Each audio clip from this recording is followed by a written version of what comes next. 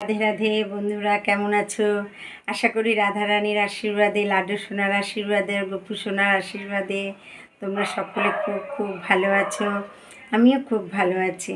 আজ তোমাদেরকে শ্রীমদ্ ভগবদ গীতার সপ্তম অধ্যায় বিজ্ঞান যুগের 11তম শ্লোক পাঠ করে শোনাব। তম শ্লোক: বলম বলবতাম চ অহং কাম রাগ বিবর্জিতম ধর্ম বিরুদ্ধ ভূতেষু কামস্মি ভরতর্ষভ। গীতার গানে ছিল প্রভুপাদ লিখলেন, বলবান যত আছে তার বলো আমি, কামরাগ বিবর্জিত যত অগ্রগামী, ধর্ম অবিরুদ্ধ কামে ভরতর্ষভ, সেসব বুঝহ তুমি আমার বৈভব।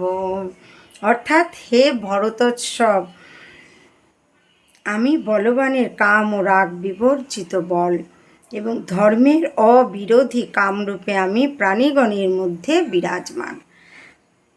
যে বলবান তার কর্তব্য হচ্ছে দুর্বলকে রক্ষা করা। ব্যক্তিগত স্বার্থসিদ্ধির জন্য যখন অপরকে আক্রমণ করা হয়, লুণ্ঠন করা হয়, তখন সেটি বলের অপচয় করা হয়। তেমনি কাম বা যৌন জীবনের উদ্দেশ্য হচ্ছে ধর্ম পরায়ণ সন্তান উৎপাদন করা। তা না করে যদি ইন্দ্রিয় তৃপ্তির জন্য যৌন জীবন যাপন করা হয়, তা অন্যায়। প্রতিটি পিতামাতার পরম কর্তব্য হচ্ছে তাদের সন্তানদের কৃষ্ণ ভাবনাময় করে গড়ে তোলা। রাধে রাধে। বন্ধুরা, সকলে তোমাদের প্রত্যেকের সন্তানকে কৃষ্ণ ভাবনাময় করে গড়ে তোলো। আর আসো, আমরা সকলে মিলে চেষ্টা করি আমাদের সকলের সন্তান যেন কৃষ্ণ ভাবনাময় হয়ে গড়ে ওঠে, ভবিষ্যতে যেন মানুষের মতো মানুষ হয়। আর এখন গীতা মাহাত্ম্য পাঠ করে শোনাবো। ভগবতে বাসুদেবায় নমঃ। ওং নমো ভগবতে বাসুদেবায় নমঃ। ওং নমো ভগবতে বাসুদেবায় নমঃ। গীতা মাহাত্ম্যম: সর্বত্র প্রতিভুক্তা চ প্রতিগৃহ চ সর্বস্ব গীতা পাঠং প্রাকুর্বন্ন ন লিপ্যতে কদাচন, রত্নপূর্ণং মহিং সর্বং প্রতিগৃহ বিধানত গীতা পাঠেন চৈকেন শুদ্ধ স্ফটিক সদা যশন্তে করণং নিত্যং, গীতাং জমতে সদা সাগ্নি সদা জাপি ক্রিয়াবাং স চ পণ্ডিত দর্শনীয় স ধনবান স যোগী জ্ঞানবানুপি শৈব যাজ্ঞিক যাজি সর্ববেদার্থ দর্শকেও।